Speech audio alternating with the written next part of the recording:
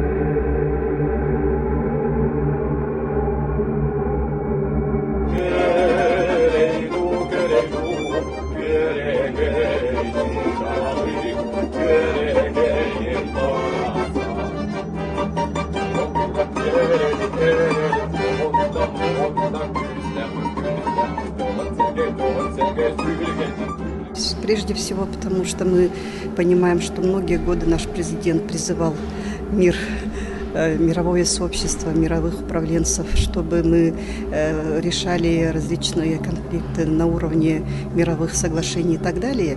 Поэтому, конечно же, это был самый такой серьезный, сложный, но в то же время правильный подход к решению данной ситуации. Безусловно, мы поддерживаем решение нашего президента Владимира Владимировича Путина.